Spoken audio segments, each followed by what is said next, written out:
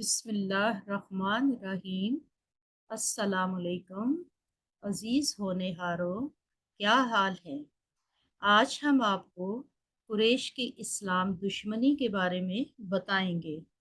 ہمارے نبی حضرت محمد صلی اللہ علیہ وآلہ وسلم نے جب کوہ صفا پر لوگوں کو اسلام کی دعوت دی تو عرب کے سارے قبائل اور قریش ان کے دشمن ہو گئے۔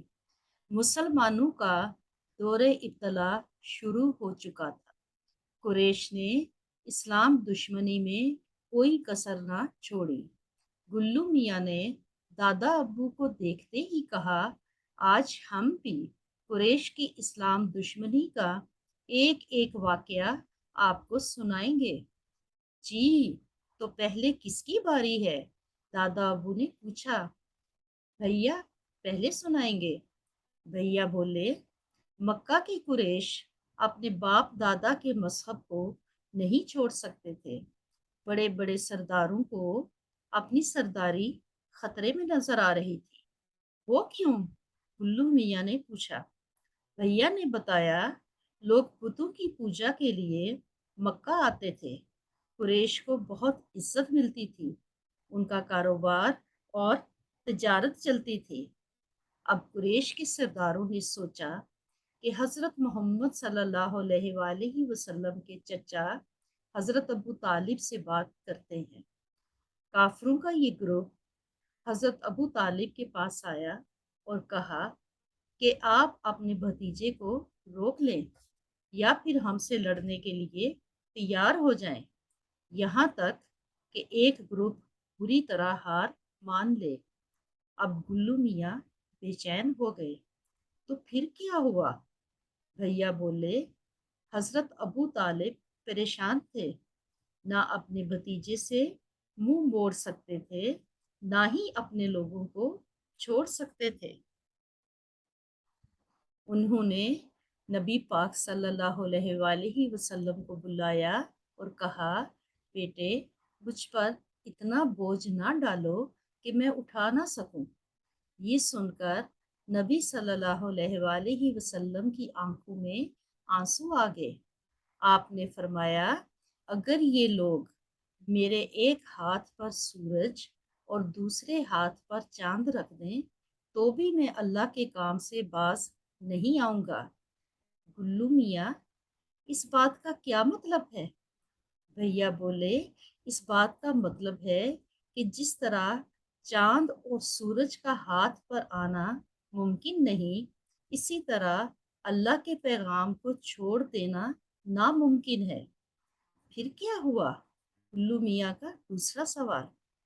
پھر حضرت ابو طالب نے ہمارے نبی حضرت محمد صلی اللہ علیہ وآلہ وسلم کو ان کے حال پر چھوڑنے کا وعدہ کیا، اور ہمارے نبی صلی اللہ علیہ وآلہ وسلم آنکھوں میں آنسو لیے ہوئے وہاں سے واپس آ گئے۔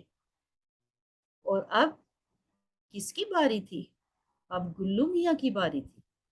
دادا ابو، آپ نے حضرت بلال حبشی کا نام تو سنا ہوگا۔ وہ غلام تھے اور اسلام قبول کیا تھا۔ ان کا مالک امیہ بن خلف تھا، ان پر بہت ظلم کرتا تھا۔ وہ ان کو دوپہر کی گرم ریت پر لٹا کر سینے پہ بھاری پتھر رکھ دیتا تھا کہ وہ حرکت نہ کر سکے، اور کہتا کہ اپنا مذہب چھوڑ دو۔ لیکن حضرت بلال احد احد یعنی اللہ ایک ہے پکارتے تھے۔ حضرت بلال اسلام کے پہلے مؤذن بنے۔ اور اب اپیا آپ کی باری ہے۔ جی دادا ابو، غریب مسلمانوں پر کافروں کا بہت زور چلتا تھا۔ ابو جہل نے عامر کے والدین یاسر اور سمیہ پر اتنا ظلم کیا کہ وہ شہید ہو گئے۔ خباب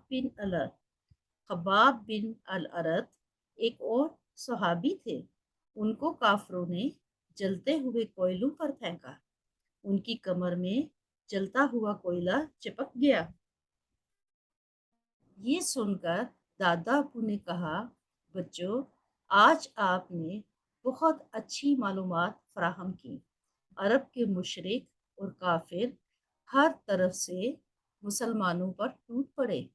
سب سختیوں اور ظلم کے بعد بھی مسلمانوں کی تعداد میں اضافہ ہو رہا تھا۔ مکہ کے قریش سخت پریشان تھے۔ آخر انہوں نے ہمارے نبی صلی اللہ علیہ وآلہ وسلم کو طرح طرح کی پیشکش کی۔ دادا ابو کیا پیشکش کی؟ انہوں نے کہا اگر آپ ہمارے سردار یا بادشاہ بننا چاہتے ہیں تو ہم آپ کو اپنا سردار مان لیتے ہیں۔ اگر آپ کسی خاندان میں شادی کے خواہش مند ہیں تو ہم ایسا کرنے کو بھی تیار ہیں۔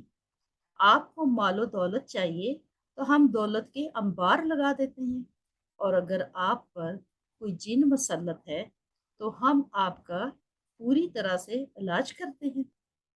نبی پاک صلی اللہ علیہ وآلہ وسلم نے جواب میں انہیں قرآن سنایا۔ قریش حیران پریشان رہ گئے۔ اس کے بعد کیا ہوا اگلی نشست میں بات کریں گے۔